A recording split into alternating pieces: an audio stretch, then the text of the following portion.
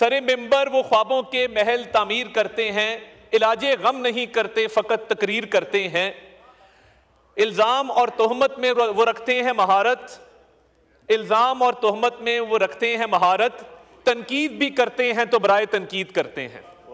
ये पहला शेर तो आपको सुना होगा, दूसरा मैंने भी खुद बनाया थोड़ी देर पहले।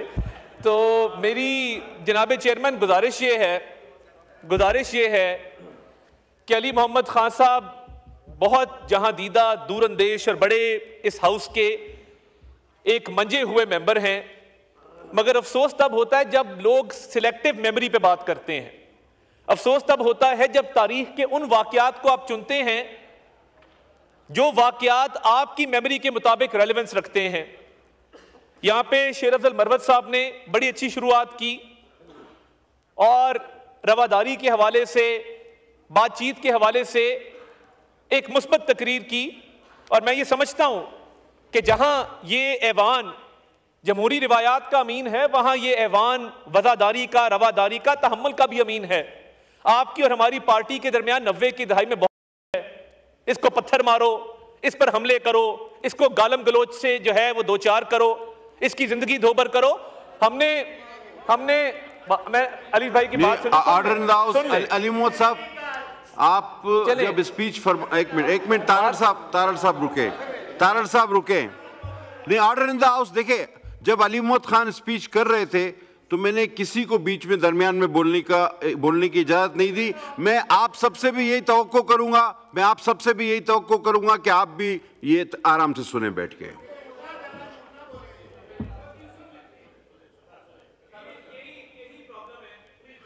अता तारड़ साहब का माइक खोलिए। यही प्रॉब्लम है कि हम बात अपनी तो करते हैं, दूसरे की बात सुनने का हौसला नहीं रखते।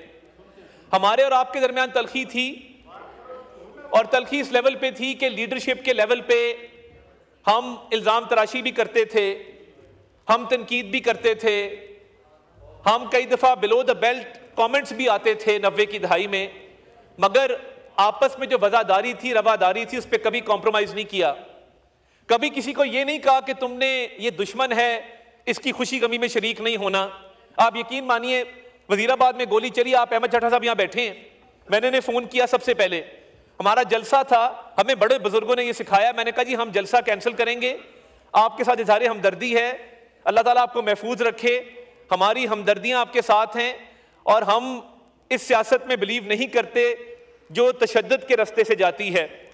इमरान खान साहब का मैं अक्सर ये जिक्र करता हूँ कि 2013 के इलेक्शन में वो जब लिफ्टर से गिरे लाहौर में, गुलबर्ग के एरिया में, हमारी पार्टी मीटिंग चल रही थी और कैंपेन फुल स्विंग के अंदर थी।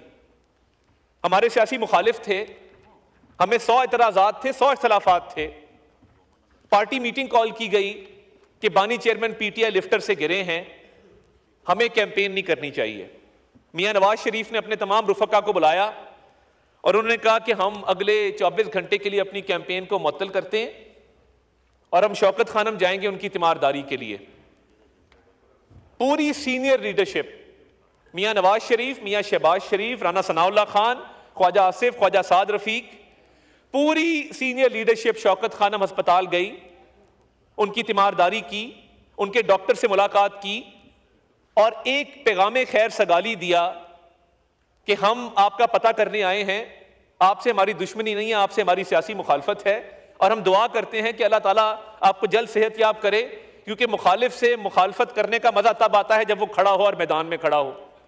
हमारी इस काविश को, हमारी इस दानिशमंदी को हमारी कमजोरी समझा गया। ये समझा गया कि ये तो कमजोर से लोग हैं, ये तो तीमारदारी करने आ गए हैं, इन्होंने इखलाकी जुर्रत का मुजाहरा किया है, ये तो, इसको मायूब समझा गया। To cut the long story short, election हो गए।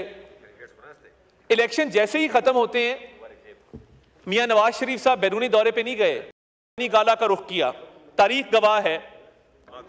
वो बनी गाला गए और उन्होंने जाके बानी चेयरमैन पीटीआई से दरखास्त की बतौर वजीर आजम के कि मैं आपके घर आ गया हूं चल के। और हमारे यहाँ ये रिवायत है, आप भी बहुत सारी रिवायात का आपने जिक्र किया, हमारे यहाँ रिवायत है, हमारे यहाँ दुश्मन भी कत्ल करके घर चल के आ जाए तो हम वो कत्ल माफ कर देते होते हैं। ये तो फिर इलेक्शन की मुखालफत थी।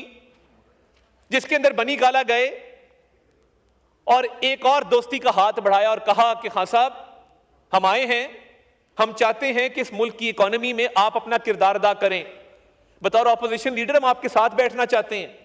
आप कहते हैं हल्के खोल दो, हल्के भी खुल जाएंगे, मगर इस मुल्क के आम आदमी का मसला, गुर्बत का, महंगाई का, उसको हल करना भी हमारा फर्ज है। तो आइए इस मुल्क के मफाद की खातिर, इस मुल्क की आवाम की खातिर मिलजुल के आगे चलते हैं।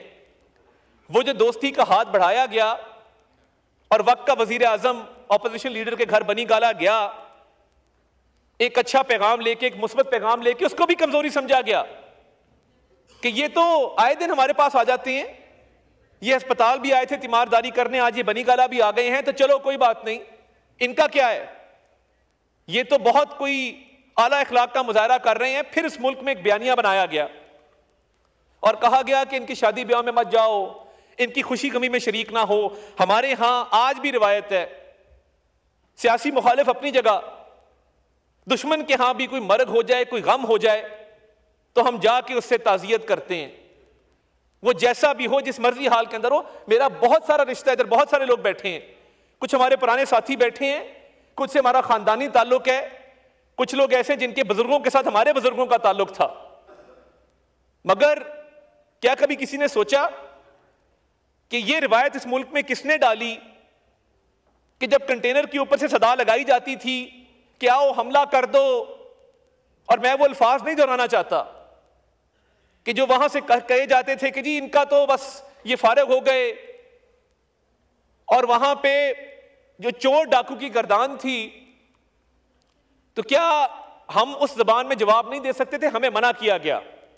मियां नवाज शरीफ साहब ने हमें मना किया कि वो कंटेनर से जो मर्जी कहते रहें, आपने ये बात नहीं करनी। और मैं माहौल नहीं खराब करना चाहता, बहुत अच्छी बातें की हैं मरवत साहब ने और अली मोहम्मद खान साहब ने, मगर हमें खसूसी तौर पे मना किया गया कि आपने लॉस एंजलिस की कोर्ट की जजमेंट का हवाला किसी टॉक शो पे नहीं देना। मैं ऑन रिकॉर्ड हूं, मियां नवाज शरीफ साहब मौजूद हैं, आप पूछ लीजिए। उन्होंने कहा आप तनकीद करेंगे बानी चेयरमैन पीटीआई पे, इखलाक के दायरे के अंदर रह के करेंगे।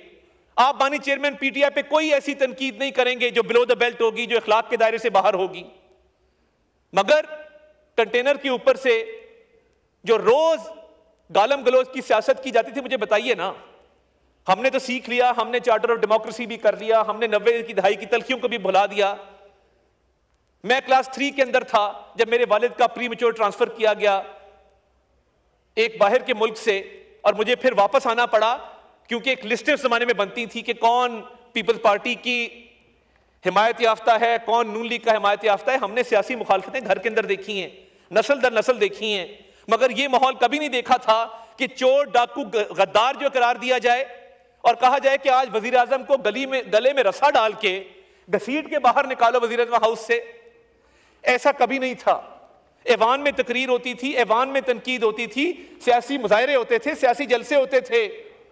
मियां नवाज शरीफ साहब ने ट्रेन मार्च भी इस मुल्क में किया है, बड़े बड़े जलसे भी किए हैं, पॉपुलर पॉलिटिक्स भी की है, मगर कभी किसी को तू करके नहीं बुलाया। बानी चेयरमैन पीटीआई को भी बुलाते थे तो खान साहब कह के बुलाते थे। मुझे बताइए कि एक शख्स दोस्ती का हाथ भी बढ़ा रहा है, तो क्या वो नासमझ थे या दूरअंदेश नहीं थे या सियासत के अंदर तजर्बा नहीं था? उनका पाला कभी ऐसे लोगों से नहीं पड़ा था जिन्होंने इस मुल्क की पूरी सियासी रिवायात को उलट के रख दिया। और गोलियों की बात करते हैं, आपने साहिवाल के उन बच्चों से जाके ताजियत की जिनके मां बाप को दिन दहाड़े उनकी आंखों के सामने कत्ल कर दिया गया। आप गोलियों की बात करते हैं, टीएलपी के धरने के ऊपर, तरीके लबैक के धरने के ऊपर जो गोलियां चलाई और उन्होंने जो लाशें उठाई, आपने आज तक माजरत की, ताजियत की। आपका मसला यह है कि जब आप अपने सियासी मफाद को सोचते हैं तो आप तासुब की नजर से सोचते हैं, आपकी मेमोरी सिलेक्टिव है। मुल्तान से यहां पे बहुत सारे हमारे मेंबर्स बैठे, उनको पता होगा कासिम बाग का जलसा था और वहां पे भगदड़ मच गई, तरीके इंसाफ के 8 से 10 कारकुन वहां पे फौत हो गए। लोगों ने वहां पे दुहाइयां दी कि बानी चेयरमैन पीटीआई साहब आप तकरीर कर रहे हैं, लोग मर गए हैं। क्या उनके घर जाके ताजियत की? क्या उनको कोई पैगाम दिया कि आपकी मौत हमारी वजह से हुई है, हमारे जलसे में हुई है? तो आप हमारे भाई हैं, हमारी खातिर आए थे, तो हम आपसे ताज़ियत करते हैं, माजरत करते हैं। साहिवाल से लेके तरीके लब्बैक से लेके मुल्तान, ऐसे अनगिनत वाकयात हैं आपके दौर के, जो मैं शुरू होऊंगा तो रात पड़ जाएगी, वो वाकयात खत्म नहीं होंगे। मगर मैं बोल ही रहा हूं, मैं बोलूंगा तो बोलोगे कि बोलता है, तो मैं हाजिर हूं। जहां ये अनगिनत वाकयात हैं, वहां मुझे बताइए, क्या अमवात का झूठा बयानिया हमने बनाया है? बिल्कुल। क्या सरकार ने बनाया है?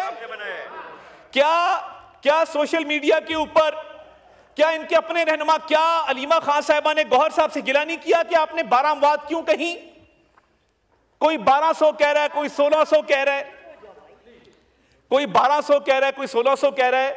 कोई आर्टिफिशियल इंटेलिजेंस के इस्तेमाल से इस्लामाबाद की पूरी सड़क को खून में लथपथ लाल रंग का दिखा रहा है, वीलॉग्स हो रहे हैं।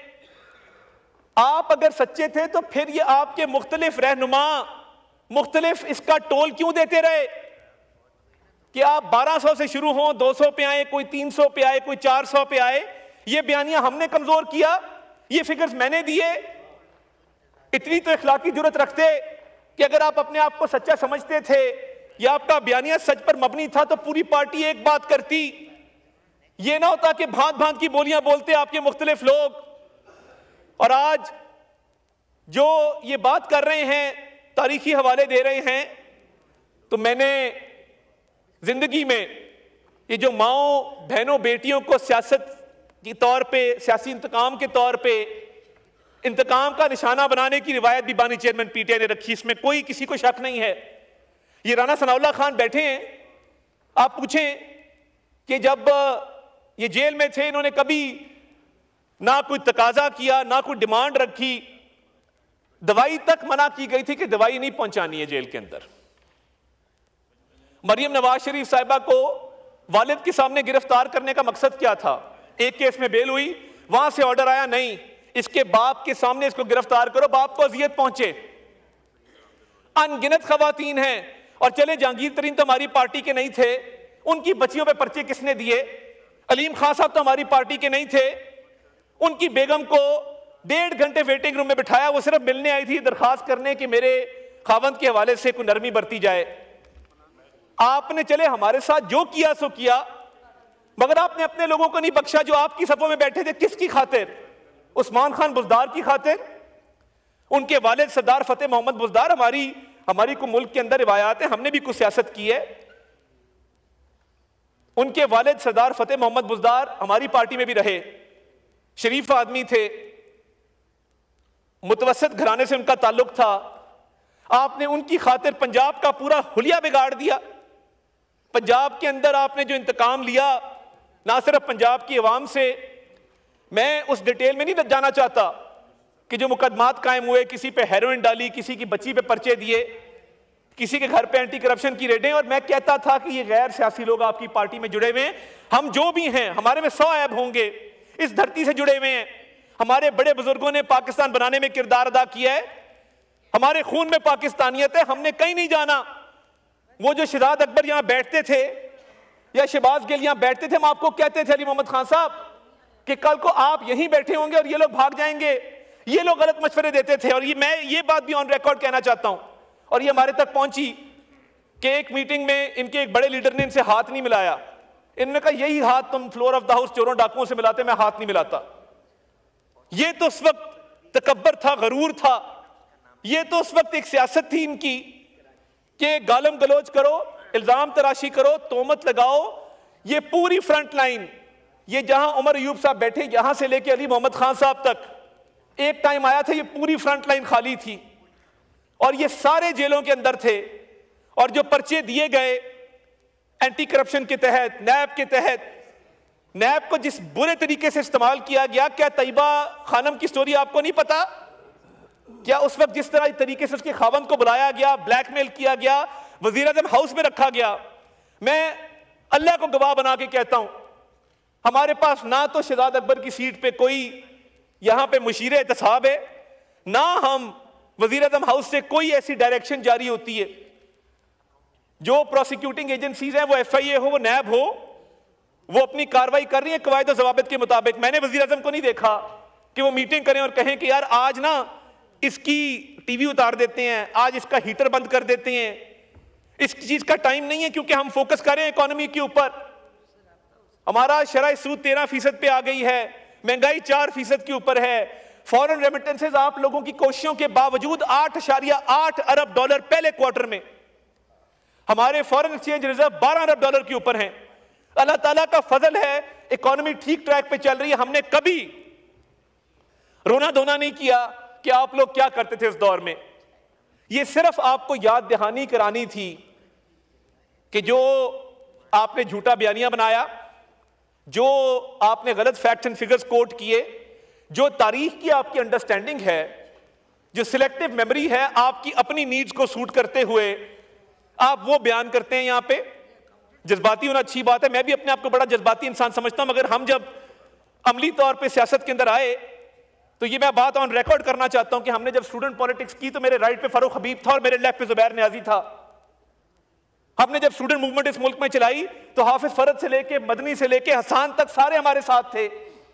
हमने तो वो सियासत की है कि जब बहुत सारे लोग यहां बैठे हैं, वो तहरीक इंसाफ में उनका नाम भी कहीं नहीं था। हमने सड़कों पे डंडे खाए, हमने मारे खाए। आप पूछिए जाके इन लोगों से।